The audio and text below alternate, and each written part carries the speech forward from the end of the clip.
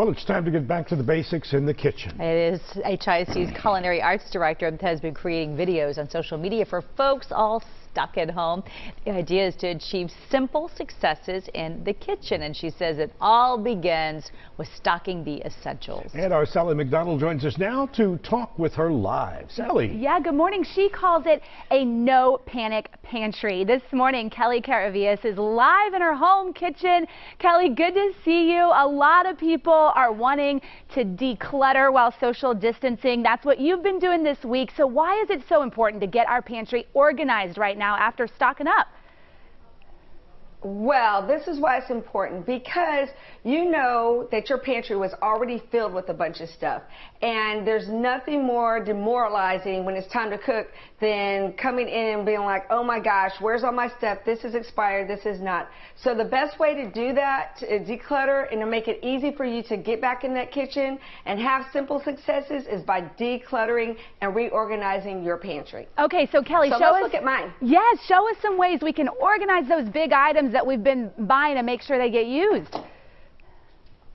Well, first of all, I took old jars that I had that I recycled, and then I filled them up with dried beans and legumes and lentils and couscous, and I put them in a way that I could see everything, and I think they look really, really nice, and you can just go in and grab what you need. At the top, I have a variety of pastas, my family's favorites. We have bow ties, and we have lasagna noodles and all sorts of spaghetti types and orzo pasta. And our cereals are at the top, also we can see them and easily pull down.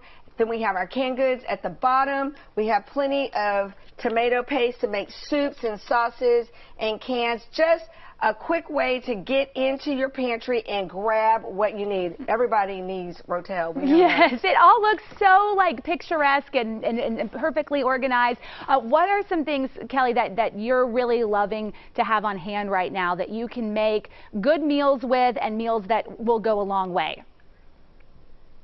Well, pasta is a must because all kids love pasta. So pasta and a can of tomatoes. You don't even need tomato sauce if you mash it up and you cook it in your pot. So those are essentials. Rice and beans can take you a long way. Protein, and everybody eats rice with everything. So rice is a good thing. Another one that I love is couscous, because it cooks up super quick. You can season it with a lot of things like garlic and parsley. You can even make it sweet with like golden raisins and pine nuts.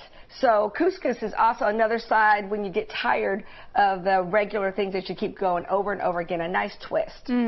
So Kellie, it seems like the social distancing is bringing out the best in you. You've always been a very organized lady, and you've always been obviously a great cook, but do you think that being home a little bit is sort of bringing out the best in families when they don't have much to do and they're looking toward maybe cooking together? Well, I certainly hope so, and later we're going to show that, because we're going to make a kid's favorite, which is called egg in a frame, or toad in a hole, or egg in a basket. It's my gateway recipe to get kids cooking with their families. I posted this video, and kids are sending me pictures, and we're posting it on social media. So I know it really resonates, and it's an easy thing that parents feel really easy getting their kids cooking. And I think that's what's important, is bringing families together and getting back to the table. You know, where everybody's distancing, we can come together as a family around the table. And you know what, Kellie? I know a lot of your students and your fellow teachers at Gregory Lincoln are watching you right now and glad to see you. Yes. So you want to give them a little shout out and say hello to all your friends? I do. I want to say hi to all my budding chefs at Gregory Lincoln, the ones at Hogg Middle School as well, and any kids that have a desire to cook. You know, get your parents up this morning, make egg in a frame. We're going to show you how in a minute.